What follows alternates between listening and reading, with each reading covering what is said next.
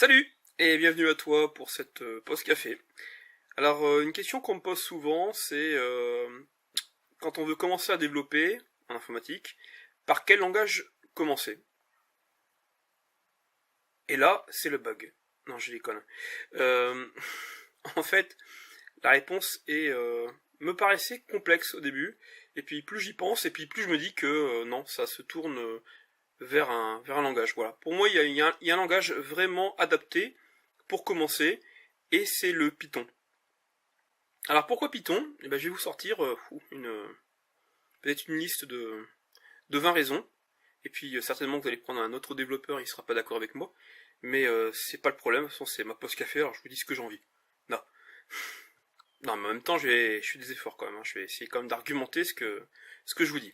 Alors la première raison, c'est que si vous regardez le top 5 des langages de programmation, Python se retrouve régulièrement oui, dans les 5 premiers. Oui, en même temps, top 5 premiers, c'est normal. Enfin, ce que je voulais dire, c'est qu'il faisait partie du top 5, régulièrement. Alors, top 5 de quoi? Il faut peut-être quand même que je précise. Dans les langages qui sont les plus demandés en entreprise, Python fait régulièrement partie du top 5. De même, dans les langages à forte croissance en termes de communauté. Pareil, toujours dans le top 5, voire des fois dans le top 3. Vous avez des grandes entreprises comme Google qui l'ont... Alors pour Google par exemple, ça fait partie des 3 langages de prédilection. Alors je crois que c'est avec le JavaScript et le C++. Mais je suis pas entièrement sûr. Vous avez la NASA qui l'utilise, vous avez Microsoft qui a intégré Python à son Visual Studio comme étant un des langages de la plateforme de développement. Voilà, ça a beau être un langage ancien puisqu'il date de 1990, enfin fin des années 80 on va dire, mais il a su se renouveler, il a su évoluer, et aujourd'hui c'est un langage qui est fort utilisé. Alors concernant les évolutions, vous pourrez regarder, je vous mettrai un lien dans le descriptif, vous avez les PEPs comme on appelle. Alors je sais plus exactement ce que ça signifie, mais en gros c'est toutes les demandes d'évolution du langage. Alors c'est pas parce qu'un langage est utilisé de façon massive, demandée par l'entreprise, que c'est le meilleur langage pour démarrer pour les débutants. Je vais vous donner les arguments au fur et à mesure. Mais avant ça, je voudrais vous parler quand même de l'algorithmique. L'algorithmique, c'est comprendre comment un programme informatique fonctionne, comprendre la structure de données, comprendre la façon dont on échange des variables, dont on réalise des boucles, ce qu'est la notion d'une procédure, voire d'un objet. Voilà, tout ça en fait, ça peut être, voilà, c'est l'approche qu'on voit à l'école, qui est très importante aussi. Moi, je m'en suis passé. Hein. Personnellement, quand j'ai démarré sur un Amstrad CPC avec du basique, personne m'avait parlé d'algorithmique, et puis bon, on finit par découvrir. Donc voilà, je sais pas si je dois vous conseiller ou pas, parce que lire un bouquin d'algorithmique, c'est très barbant, mais en même temps, c'est très formateur. Voilà, donc je suis vraiment partagé, je ne sais pas quoi vous dire à ce niveau-là. Alors c'est un langage qui est multiplateforme, vous trouverez des installateurs pour de très nombreuses plateformes, si c'est pas déjà installé d'ailleurs à l'origine sur votre machine. Il dispose d'un gestionnaire de paquets qui s'appelle Pipe, qui permet d'installer des modules externes, très simplement, hein, avec un pipe, enfin c'est PIP installe le nom du module. Alors il dispose déjà en standard, hein, dans ce qu'on appelle la librairie standard, c'est-à-dire avant même d'installer d'autres modules, d'un ensemble, je dirais, très, très large de fonctions, et bien entendu d'un ensemble aussi d'une API gigantesque, hein, qui traite quasiment de tous les sujets. Alors, il y a un ensemble de types de variables très très larges, comprenant des nombres complexes, comprenant des listes, des tuples, des dictionnaires, des choses en fait que vous n'avez pas besoin de programmer puisqu'ils sont déjà présentes et que l'interpréteur comprend très bien. Alors c'est un langage objet disposant d'un héritage multiple. D'ailleurs, toutes ces variables, hein, sont des objets en réalité. Que ce soit une chaîne de caractères, que ce soit un nombre complexe, un tableau, tout est objet. Alors j'en profite aussi pendant que je suis en train de faire le montage pour vous préciser que une chose que j'ai importante, hein, que j'ai oublié, c'est le typage dynamique des variables. C'est-à-dire que vous n'êtes pas obligé de déclarer qu'une variable, par exemple, est un entier. Vous pouvez l'utiliser directement, et puis l'interpréteur en fait qui va comprendre que s'il s'agit d'un entier. Voilà, donc ça c'est une notion qui est importante parce que pour le débutant, ça aide bien. Alors ce que j'aime beaucoup en Python, c'est quand on vous regardez le code source d'une application, d'un logiciel, vous vous rendez compte que déjà l'indentation est forcée, donc c'est très lisible, c'est très peu verbeux, ce qui signifie en fait qu'on arrive à faire des programmes relativement courts qui font quand même des opérations complexes, mais tout en restant très lisibles. C'est-à-dire sans avoir besoin de passer par des expressions régulières ou des choses que vous êtes obligé de relire 3 fois la ligne pour comprendre ce qui a voulu être dit en fait. Là non, c'est simple à lire. C'est en ça aussi, je pense que pour un débutant, c'est plus simple de démarrer. Bon, puis évidemment, c'est un langage qui est à la base interprété, ce qui signifie en fait qu'on dispose d'une sorte d'application interactive, ce qu'on appelle l'interpréteur. Vous lancez par exemple Python, et puis vous pouvez rentrer directement des commandes. Vous rentrez une commande, vous faites entrer, et là vous avez déjà un résultat. Ça peut être stocké, je sais pas, une valeur dans une variable, ça peut être afficher quelque chose à l'écran, mais peu importe, vous pouvez concevoir votre programme au fur et à mesure, et vérifier l'état des variables, vérifier ce qu'il y a en mémoire, voilà. Donc c'est en ça où pour un débutant c'est quand même mieux, parce que si vous débutez, vous êtes obligé de taper quelque chose qui fait déjà 50 lignes, et qu'il faut le compiler, puis qu'il va y avoir des erreurs parce que vous n'avez pas mis point virgule à tel endroit, que vous n'avez pas mis telle ou telle chose, enfin ça peut vite devenir très saoulant, et puis on peut s'y perdre, hein. Il faut lancer le compilateur et autres. Enfin, je sais pas, moi ça me paraît beaucoup plus simple, c'est comme à l'époque où on démarrait avec sur ces PC ou d'autres machines, hein, on avait un basique qui était installé, voilà, on tapait des commandes et puis on avait tout de suite le résultat. Sauf quand il fallait taper des listings avec 10, 20, 30 les uns à la suite des autres. Mais voilà, on disposait de la possibilité de pouvoir directement afficher une ligne sur l'écran, mais ça on peut le refaire aussi en Python. On est sous l'interpréteur Python. Ah, il faut pas tout de suite se dire ah ben c'est du interprété, donc c'est forcément très lent et puis je peux pas programmer avec. Non, d'une part c'est pas forcément très lent, bon un peu quand même, mais vous pouvez le compiler aussi. Alors compiler ça veut dire 2 choses. La première, souvent quand on parle de compilation, on parle de générer un exécutable. Effectivement, vous avez alors je ne sais plus les noms. Il y a Py2App pour macOS. Il y a, je crois que c'est Py2Exe pour Windows. Enfin, vous avez dans d'autres systèmes. Vous pouvez en fait créer un exécutable à partir de l'ensemble de vos scripts et de vos librairies, et ça va même intégrer l'interpréteur Python.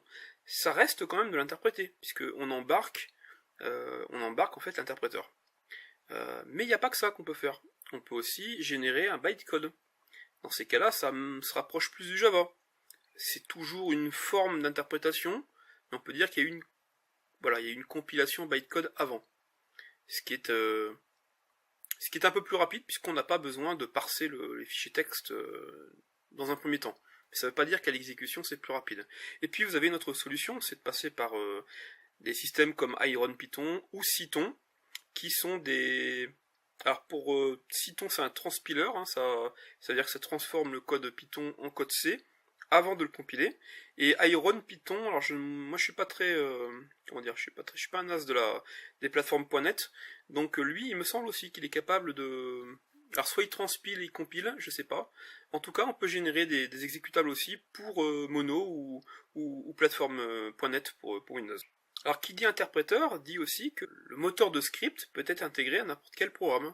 Hein, vous pouvez réaliser votre programme en C, et puis si vous voulez pouvoir le piloter en externe, pouvoir avoir un moteur de script pour que les utilisateurs puissent configurer plus facilement, se créer des plugins, des outils supplémentaires, pouvoir distribuer plus facilement des évolutions, pas vraiment sur le code source, mais des choses un petit peu en plus. Bah, voilà, toujours l'idée du plugin. Eh bien, vous pouvez le faire. Donc, Python peut s'intégrer à l'intérieur de vos programmes. Et c'est d'ailleurs fait par de nombreux outils comme mais il y a le Blender. Hein. Blender, en fait, Il y a deux éléments d'ailleurs, hein, puisqu'il y a deux API sur Blender. Vous avez l'API qui est celle du Blender 3D, de tout ce qui est modélisation et haute synthèse d'images. Là, vous pouvez intégrer des plugins Python qui permettent de donner des outils supplémentaires. Et puis vous avez le Blender Game Engine, hein, sur lequel j'ai écrit un livre. D'ailleurs, je vais vous remettre, hein, c'est le instant publicité. Vous avez donc le bouquin, je crois que je vais le mettre là, qui permet donc de créer des jeux sur Blender, donc sur le Blender Game Engine. Et là, vous avez deux façons de le programmer. Vous pouvez utiliser le système nodal, mais qui est limité, qui est visuel et limité, mais parce qu'il y a un certain nombre de fonctions. Et puis pour l'étendre, vous avez le Python. Voilà, c'est aussi une excellente façon d'apprendre à programmer en Python, que de commencer avec le côté un peu jeu vidéo. Mais ça, c'est si vous connaissez un peu Blender déjà. Et puis il y en a d'autres, hein, il y a d'autres logiciels comme il y a LibreOffice, l'équivalent d'OpenOffice, c'est un OpenOffice, l'équivalent de Microsoft Office. Vous avez Sublime Text, vous avez Inkscape, voilà. J'ai pas la liste vraiment en tête, mais il y a plusieurs logiciels qui intègrent la possibilité d'être étendus en script. Bon, puis c'est un langage qui est aussi très ouvert, c'est-à-dire que vous avez la possibilité d'appeler des fonctions écrites en C, en Fortran, en d'autres langages à l'intérieur de Python. Il n'y a pas cette notion de concurrence.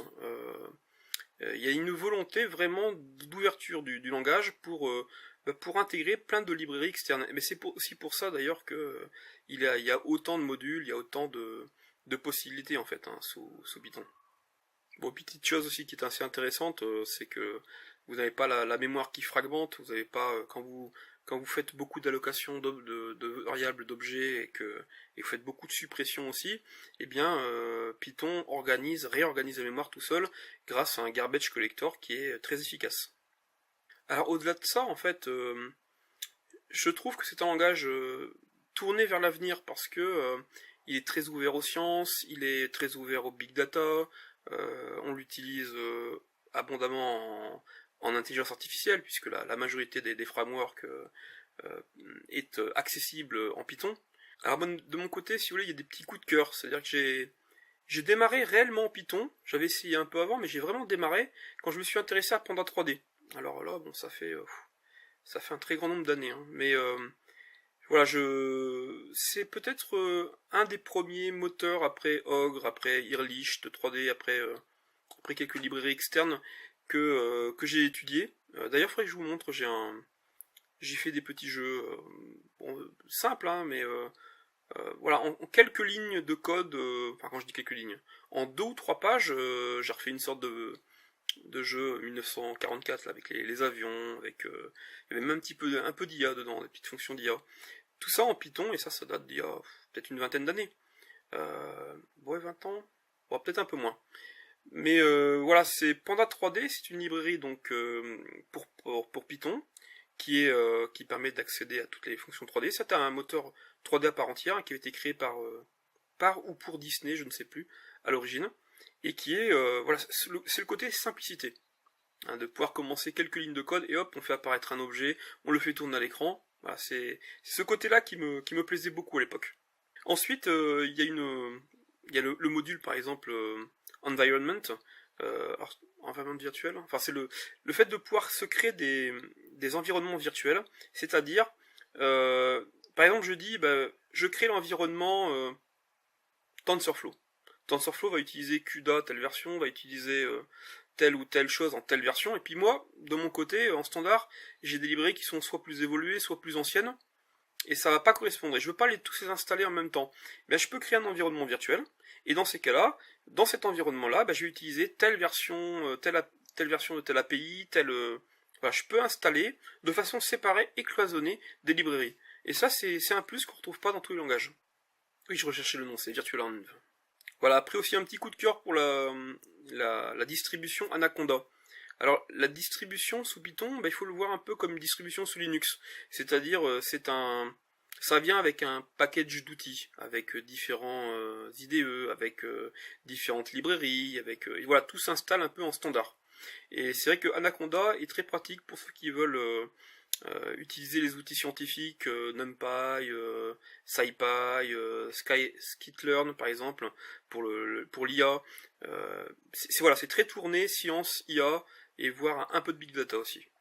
Voilà, Anaconda est voilà, si vous voulez commencer en Python, ça peut être une distribution à installer. Si vous voulez pas avoir installé vous-même tous les modules. Alors vous devez vous poser la question de je vais apprendre Python, qu'est-ce que je vais en faire? Est-ce que ça va me servir au niveau professionnel?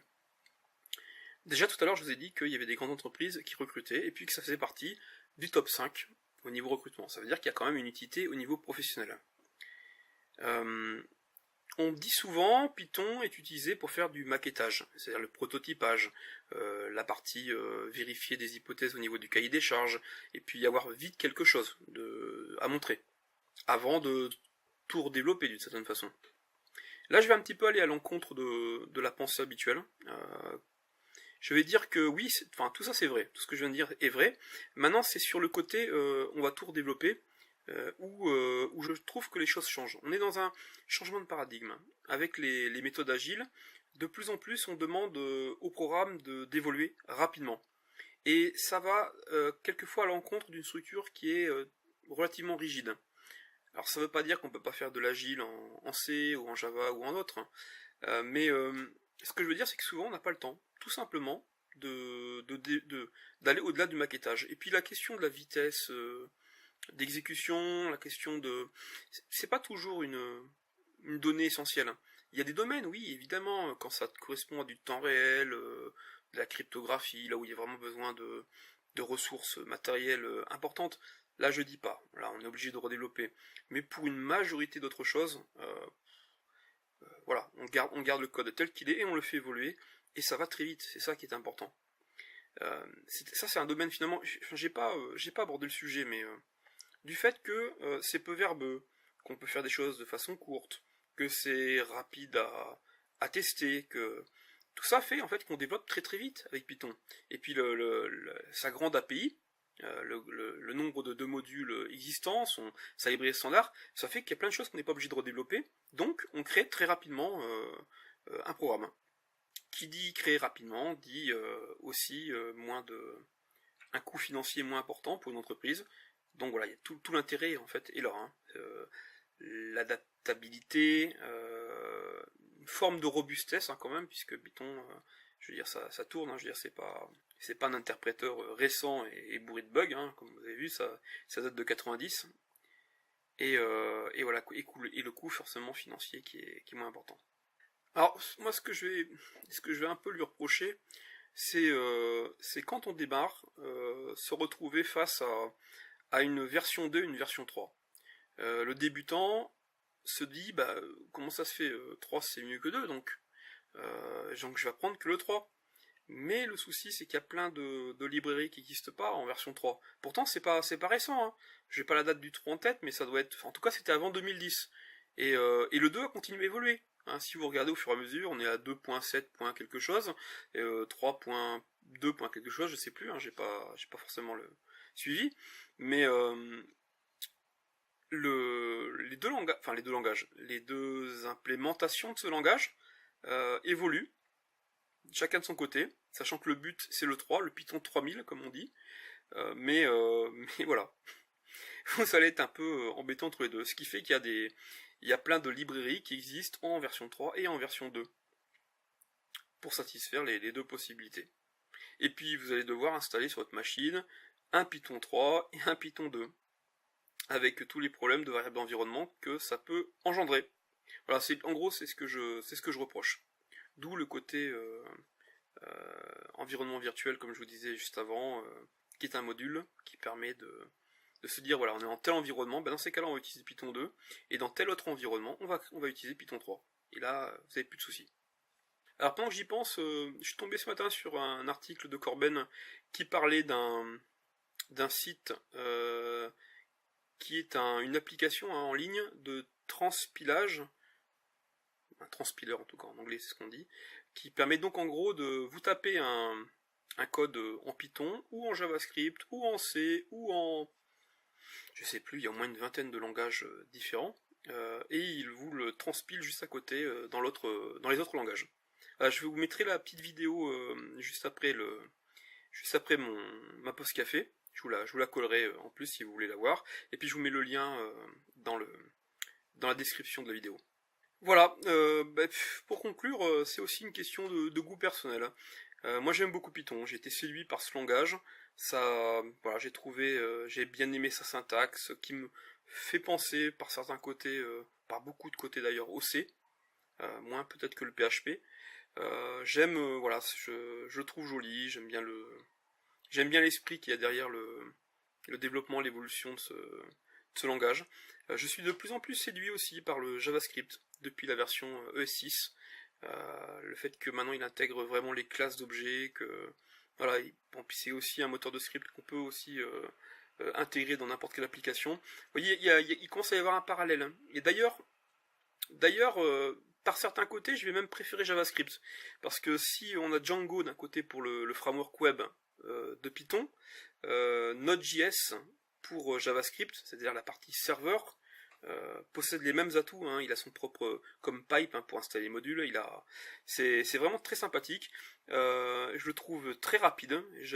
D'ailleurs je pense que si on faisait un test de vitesse entre les deux, on pourrait être je serais pas étonné que JavaScript gagne. Bref, c'est aussi donc un langage qui vient du web, donc côté client aussi il est intéressant. Voilà, donc j'ai une préférence nette pour Python. Mais JavaScript, c'est mon deuxième choix. Alors après, il y en a d'autres. Hein. Vous pouvez très bien aussi vous mettre au Perl. Perl, je vais vous donner d'autres langages. Quand je dis de script, c'est interpréter. Parce que pour débuter, c'est plus facile de démarrer par interpréter. Moi, Perl, j'aime pas trop sa syntaxe. Mais c'est pareil, hein, il est peu verbeux. Certains l'aiment beaucoup. En plus, dans le développement web, c'était beaucoup utilisé pour la partie serveur. Ensuite, vous avez Lua qui est très léger. Enfin, c'est un moteur qui est très léger qu'on peut intégrer. Il est beaucoup connu dans le monde du jeu vidéo pour ça. Hein, il est intégré dans les moteurs de jeu pour pouvoir justement étendre ses capacités. Assez sympa aussi. Je pratique pas personnellement, mais oui, il est bien. Pour moi, ça n'a pas du tout l'ampleur par contre de Python. Après, vous avez le PHP aussi. On le voit comme un langage exclusivement web. Pourtant, je me rappelle d'un moteur de jeu vidéo qui s'appelait... il avait intégré le PHP directement dans son moteur de jeu. Et ça fonctionnait, quoi. Je veux dire, on faisait des scripts de jeu en PHP. Donc voilà, c'est juste qu'on n'y pense pas, mais le PHP peut aussi être intégré à n'importe quel logiciel. Voilà, je vais pas vous citer tous les langages interprétés qui existent. Voilà, mais je pense que pour un débutant, un langage interprété, c'est plus sympa pour démarrer. Ouais, c'était quand même la question de cette pause café. Par quoi démarrer, par quel langage démarrer, quel environnement, quelle technologie, quand on veut devenir programmeur ou quand on veut acquérir quelques capacités qui peuvent nous servir au quotidien, parce que je dirais tout le monde devrait être développeur. Tout le monde n'a peut-être pas la capacité, mais savoir utiliser sa machine, l'automatiser, je sais pas moi, acheter un drone et puis faire son petit programme pour qu'il aille se balader sur son terrain pour aller vérifier s'il y a du courrier, ou voilà, enfin, je veux dire, dès qu'on veut maîtriser un ordinateur, on passe un peu par cette case-là. Alors vous avez Scratch, je crois, hein, c'est l'équivalent de Google Blocks, il me semble, qui permet de programmer visuellement. Oui, ça reste de la programmation, hein, c'est pas parce que c'est visuel que c'est pas un code source, que c'est pas de la programmation. Donc peu importe, à la rigueur, commencez par ce que vous voulez, mais voilà, c'est dommage de passer à côté de la programmation. Voilà, surtout si vous êtes une corde sensible, si vous êtes intéressé par les technologies et l'informatique, c'est tout un monde qui vous échappe, et pourtant la porte d'entrée est pas si difficile à ouvrir. Voilà, écoutez, sur ces mots, je vous souhaite une bonne journée, et puis je vous dis à demain pour la prochaine pause café. Bye bye.